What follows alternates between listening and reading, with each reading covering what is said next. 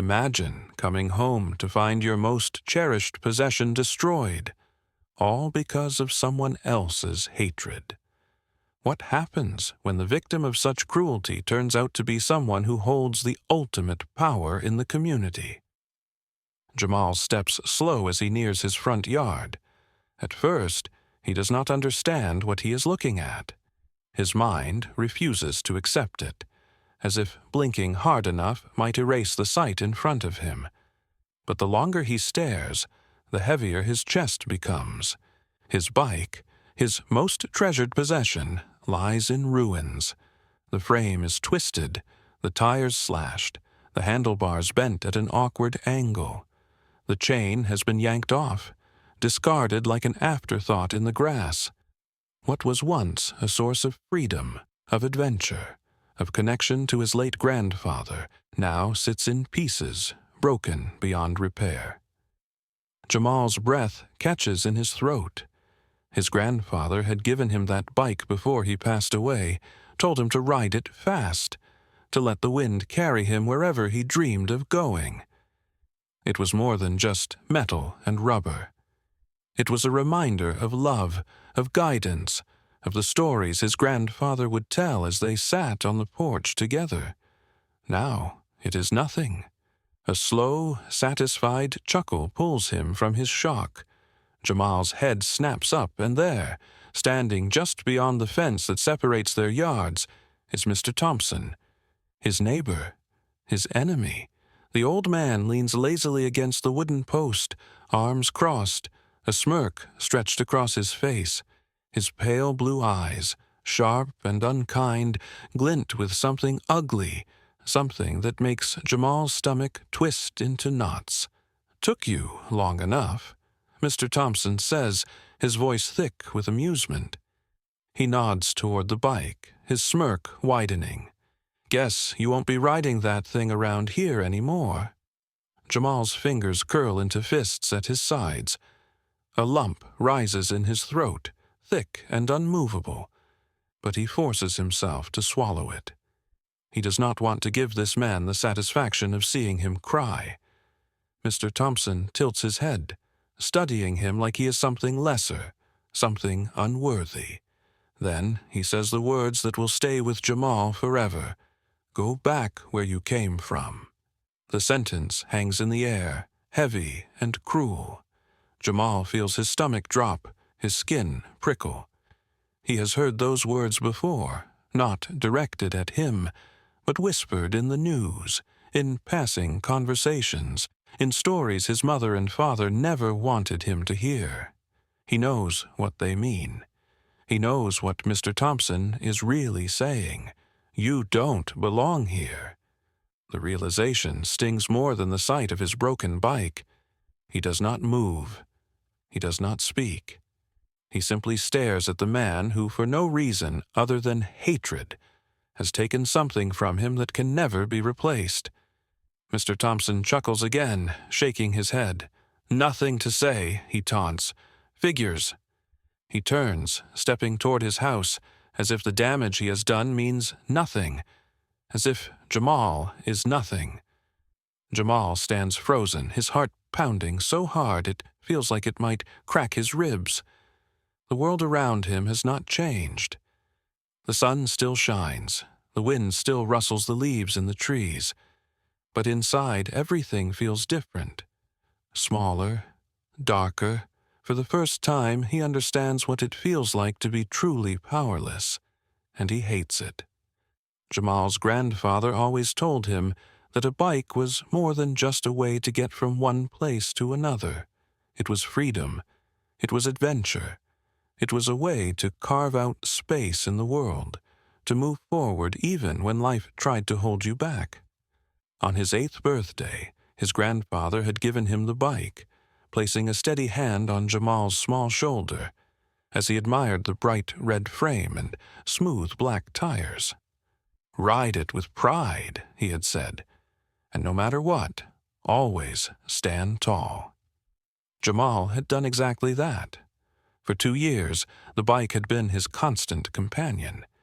It had carried him to school, to the corner store, to the basketball courts where he met his friends. Every time he rode it, he felt his grandfather's presence, as if the wind against his face carried the echoes of the stories they had shared. But now the bike lay in pieces on the lawn, destroyed by hatred. And Jamal felt something crack inside him, something deeper than just the loss of metal and wheels. It was the loss of something sacred. His neighborhood, on the surface, looked like any other quiet suburban community. Manicured lawns, rows of neatly spaced houses, the occasional hum of a lawnmower on the weekends. But Jamal had always felt the tension beneath it, the way some of the neighbors stiffened when his family moved in, the way certain glances lingered too long. Mr. Thompson was one of them. From the day Jamal's family arrived, Mr. Thompson made it clear that he did not welcome them. He never said it outright, not at first, but his actions spoke louder than words. He never waved back when Jamal's parents greeted him. He made a point of watering his lawn whenever Jamal rode by, spraying water just far enough to make the boy swerve. Sometimes he would mutter things under his breath, words that Jamal's mother told him to ignore. But today, there was no more pretending. Mr. Thompson had shown exactly who he was. Jamal clenched his fists at his sides, his nails digging into his palms. He wanted to scream, to demand why, to make the old man understand what he had taken from him. But he knew it would not matter. Instead, he turned away, forcing himself to breathe. His father's car was parked in the driveway, a quiet reminder that there was someone in his life who did not ignore injustice, someone who stood against it. Detective Williams was not just a cop. He was a force. He carried himself with quiet strength, the kind that made people stop and listen when he spoke. His reputation stretched far beyond their neighborhood. He had solved cases that had baffled entire departments, earning him the respect of colleagues and the wariness of criminals. Jamal had always admired his father, even if he did not always understand the weight of the work he carried. Sometimes he caught glimpses of it, the exhaustion in his eyes after a long day, the way his mother would rub his shoulders while he stared at his case files, lost in thought. But no matter how busy he was, Detective Williams always made time for his son. He had taught Jamal lessons in quiet moments. When you're up against something unfair, don't let anger control you, he had once said, placing a steadying hand on Jamal's shoulder after a tough day at school. Use your mind. Think before you act. Jamal thought of those words now. His bike was gone. His grandfather's gift, his treasured freedom, had been ripped from him for no reason other than spite. But he would not let his anger make the next move for him. He turned toward the house, his jaw set with quiet determination. This was not over. Jamal stands frozen, his chest tight, his throat burning. His beloved bike, once a symbol of freedom, of his grandfather's love, is now nothing more than a pile of twisted metal. He wants to scream, to demand why, to make Mr. Thompson understand what he has done, but deep down, Jamal knows the answer. The old man still stands by the fence, his arms crossed, his face smug, completely unbothered by the pain he has caused. The words he spat out just moments ago, "Go back where you came from," still hang in the air, thick and heavy. Jamal grips his fists, his nails digging into his palms. He refuses to cry. Not in front of this man, not in front of someone who wants to see him break. Instead, he takes a deep breath and reaches into his pocket. His hands tremble as he unlocks his phone and dials the number he knows by heart. His father picks up on the first ring. "Dad." Jamal's voice is steady, but he feels the weight of everything pressing down on him. "It's my bike," He destroyed it. A pause. His father's silence is not hesitation. It is calculation. Who did? Detective Williams asks, his voice calm but carrying an unmistakable edge. Mr. Thompson. Another pause. Then his father exhales, long and slow. I'm on my way. Jamal lowers the phone, his pulse hammering in his ears. He does not look at Mr. Thompson, does not acknowledge the way the man still stands there, as if waiting for a reaction. He will not give him one. Minutes stretch on, each one feeling longer than the last, until the familiar rumble of his father's car fills the air. Detective Williams steps out, dressed in his usual sharp attire, his badge clipped to his belt, his presence commanding. He walks with purpose, his eyes locked onto Mr. Thompson, reading him the way he would a suspect in an interrogation room. Mr. Thompson, who had been so full of arrogance just moments ago, straightens slightly. The smirk fades. The amusement flickers into something else. Uncertainty. Jamal's father stops beside him, placing a reassuring hand on his shoulder before turning to face the man responsible for his son's pain. Mr. Thompson. His voice is even, controlled. Would you like to explain why my son's bike is destroyed on our lawn? The old man scoffs, trying to recover his bravado. I don't owe you an explanation, he mutters, but his voice lacks its earlier confidence. The boy left it lying around. Looked like junk anyway.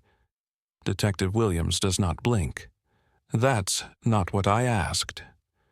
Jamal watches as his father takes a single step forward, not aggressive, just enough to make his presence fully known.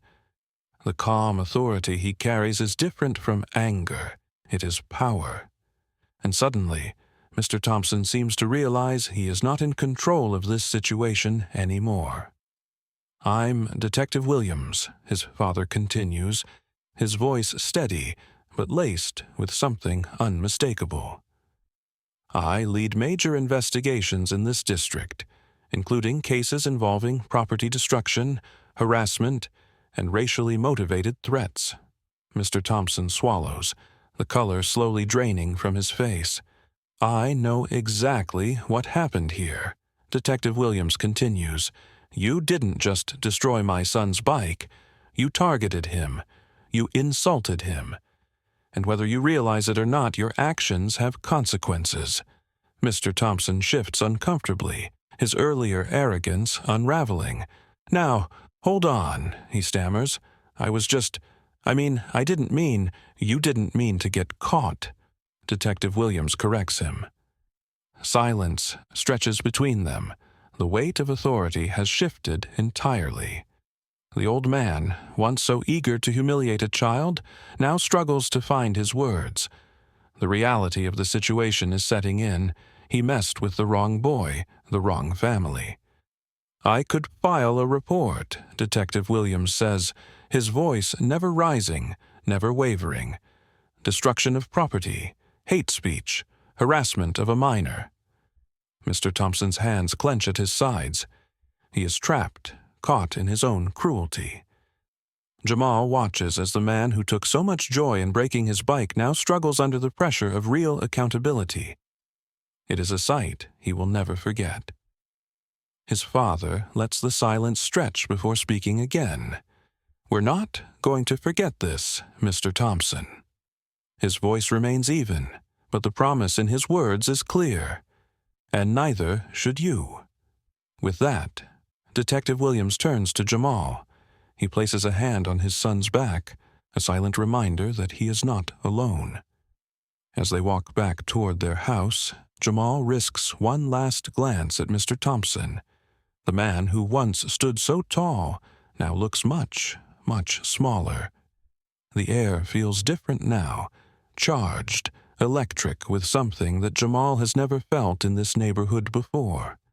For the first time, Mr. Thompson is not the one in control. The arrogance that once laced his every word has vanished, replaced by the sharp edge of fear. Detective Williams does not hesitate. He pulls out his phone, his fingers steady as he dials. "This is Detective Williams. I need a unit dispatched immediately for destruction of property and harassment of a minor. Suspect is still on scene." Mr. Thompson's eyes widen. His face, already pale, drains of all remaining color. His hands tremble slightly as he steps forward, his earlier smugness replaced with desperation. "Now, hold on a minute," he sputters. "That's not necessary. We can—" Detective Williams holds up a hand, cutting him off. "No, Mr. Thompson, we can't." His voice is calm, but there is no room for argument. "You made sure of that." Jamal watches in silence as his father takes control of the situation. There is no shouting, no chaos, just quiet authority, the kind that speaks louder than any raised voice ever could. And that is what scares Mr. Thompson the most. Within minutes, the distant wail of sirens cuts through the evening air. The sound grows louder, closer, until 2 police cars pull up in front of Jamal's house, their red and blue lights flashing against the suburban backdrop. A small crowd begins to gather. Neighbors peek through windows, step onto porches, murmuring amongst themselves. Some had stood by Mr. Thompson for years, nodding along to his offhand comments, chuckling at his thinly veiled insults. But now, as they watch the situation unfold, doubt creeps into their expressions.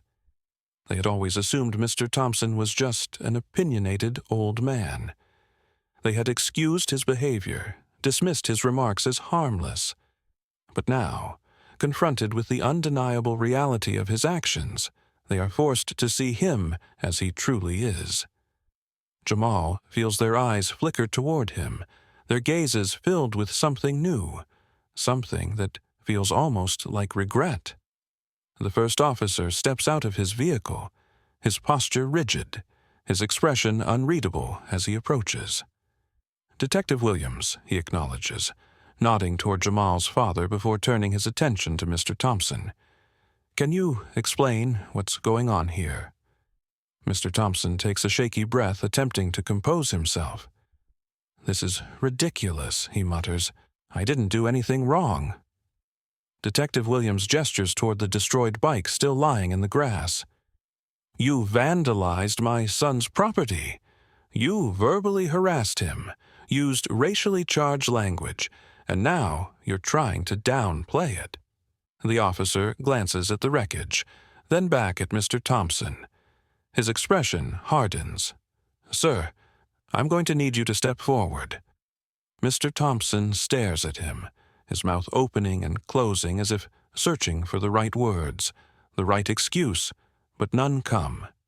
He had spent years believing himself untouchable, secure in the privilege that had shielded him from accountability. But today, that shield has cracked. The officer reaches for his cuffs. "Turn around." A collective gasp ripples through the gathered neighbors.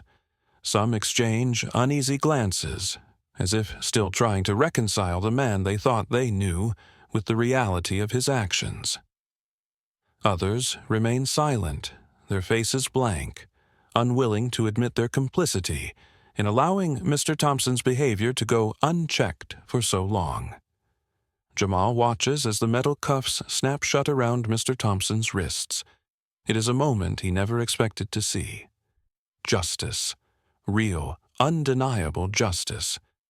Mr. Thompson looks up, his gaze darting toward the crowd, searching for an ally, someone to step forward and defend him.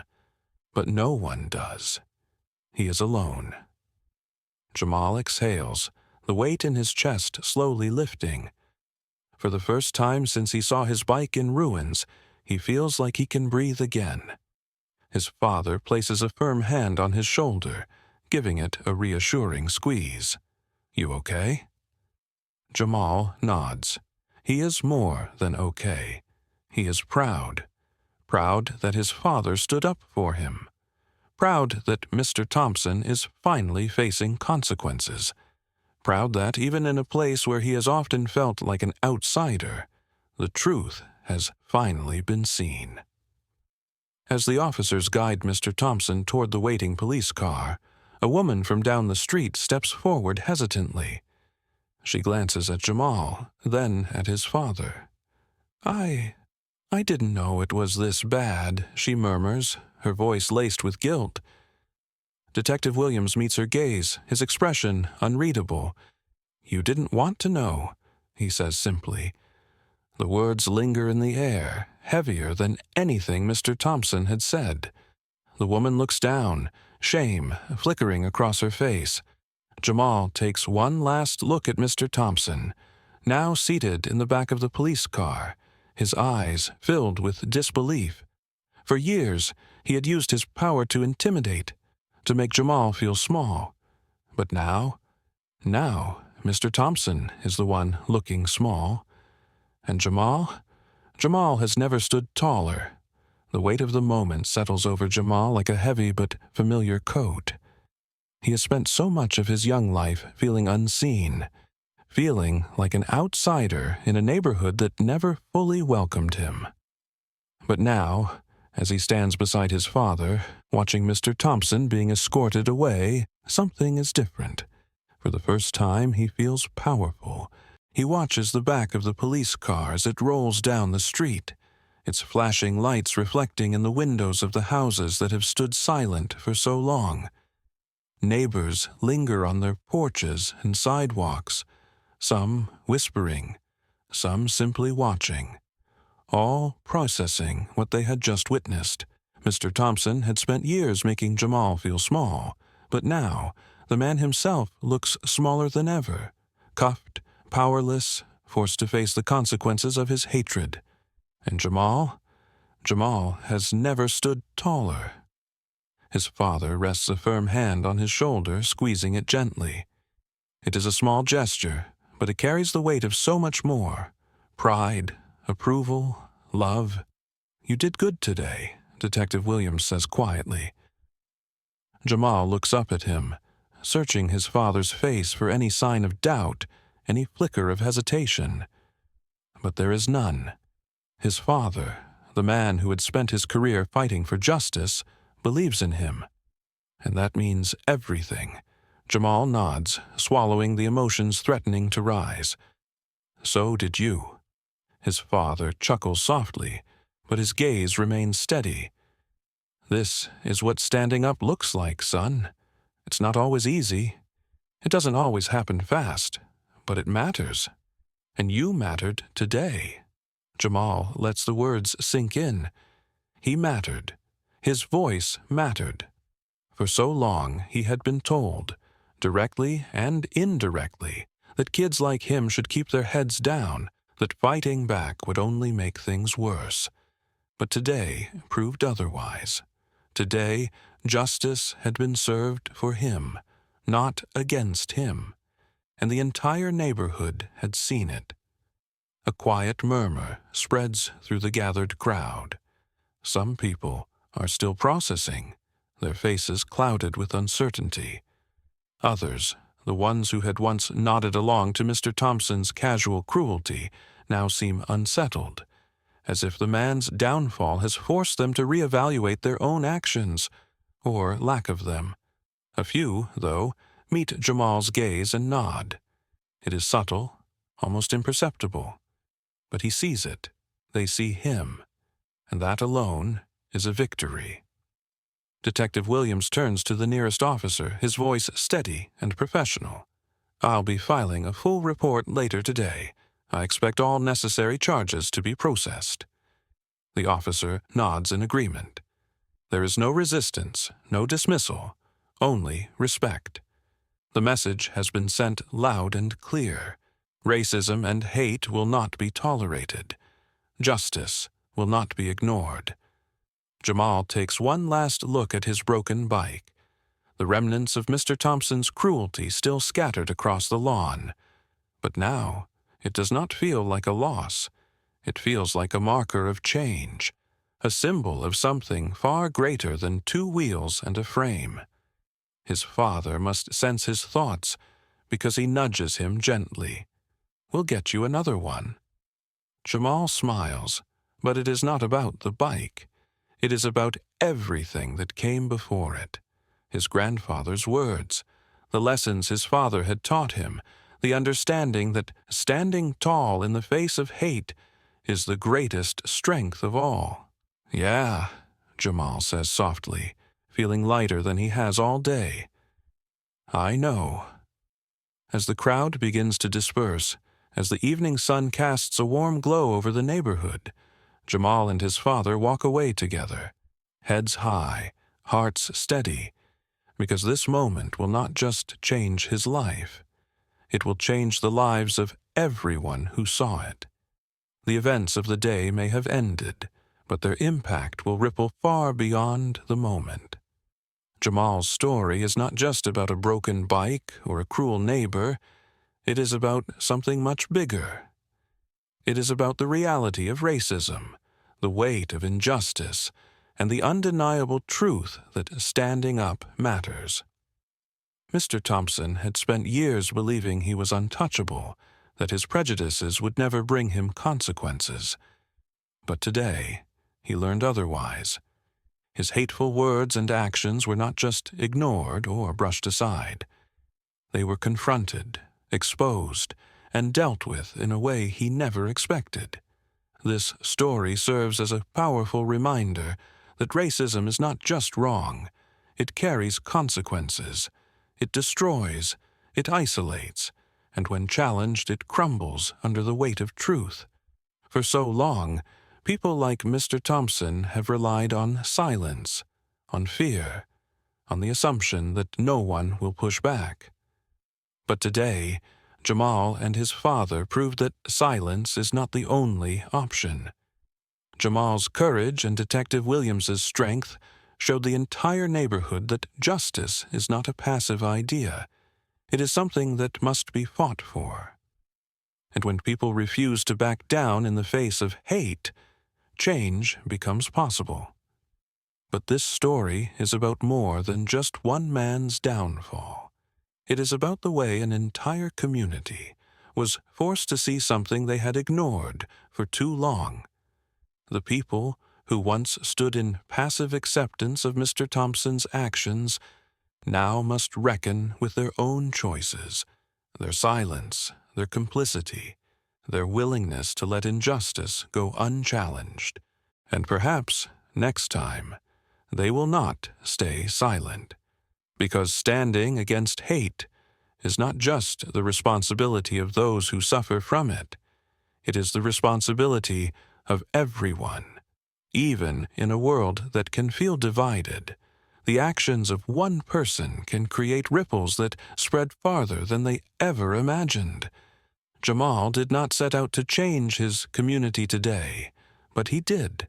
His willingness to stand tall, to call his father, to let justice take its course, all of it contributed to something greater. Bravery does not always come from the expected places. It is not always loud or dramatic. Sometimes it is a 10-year-old boy refusing to bow his head in the face of hate. Sometimes it is a father ensuring his son knows that his dignity is worth fighting for. And sometimes it is a community learning, finally, that looking away is no longer an option. Jamal's story reminds us that the fight for justice does not belong to one person, one family, or one case. It belongs to all of us. And the question is simple. When the moment comes, will you stand up too?